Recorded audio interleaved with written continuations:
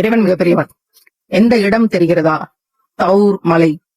வரலாற்றில் படித்த நினைவுகள், பயான்களில் கேட்ட நினைவுகள், ஏற்கனவே இவற்றை காணொளிகளில் பார்த்த நினைவுகள் என்று இந்த தௌர் மலையை பற்றி நினைவுகள் ஓடுகிறதா?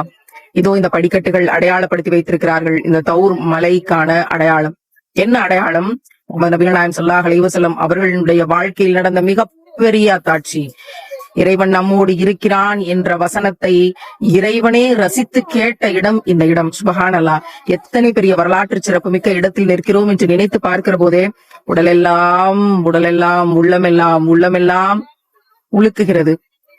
குர்ஆனுடைய அத்தாட்சிகள் தான் எத்தனை அழகானது ரசூலுல்லாஹ்வினுடைய வாழ்க்கை பயணத்தில். அஸ்ஸலாமு அலைக்கும் வரஹ்மத்துல்லாஹி வபரகாத்துஹு. இறைவன் மிகப்பெரியவன். இது என்ன இடம் அப்படின்னா, மக்கமா நகரத்தில் இருக்கக்கூடிய வரலாற்று சிறப்புமிக்க தௌர் மலை அப்படிங்கிற இடம் தான் இந்த இடம். இதனுடைய வரலாறு என்ன?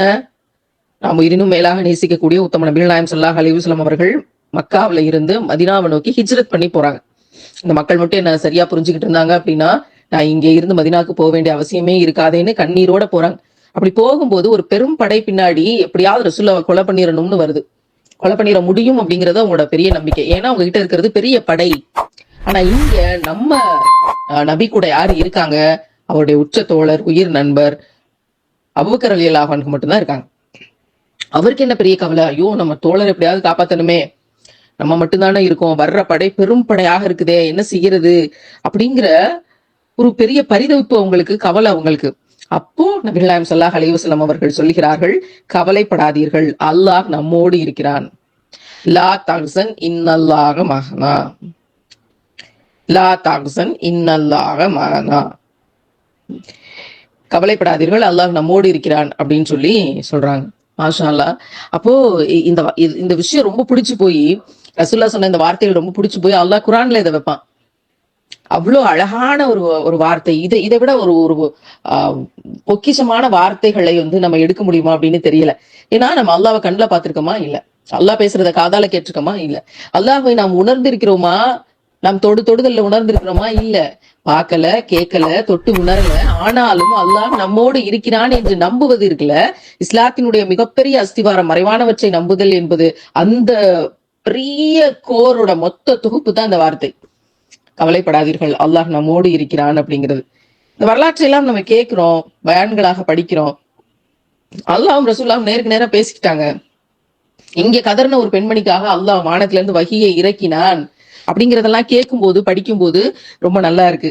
ஆனா நமக்கென்று வருகிற போது, நம்ம ஒரு துன்பத்துல இருக்கும்போது, நம்ம ஒரு துயரத்துல இருக்கும்போது, நம்ம சோதனையில இருக்கும்போது, நம்ம ஏமாற்றப்படும் போது, நாம் துவண்டு போகும்போது, நாம் துரோகங்களை சந்திக்கிற போது, கவலைப்படாதே, அல்லாஹ் உன்னோடு இருக்கிறான் நமக்கு நம்மளே சொல்லிக்கிறோமா? அப்படி சொல்லிக்கிட்டோம்னா நான் நபிகள் நாயகம் ஸல்லல்லாஹு அலைஹி வஸல்லம் அவர்களுடைய வலிமையான உம்மத். சுப்ஹானல்லாஹ், அதை உறுதியை சொல்லிட முடியும்.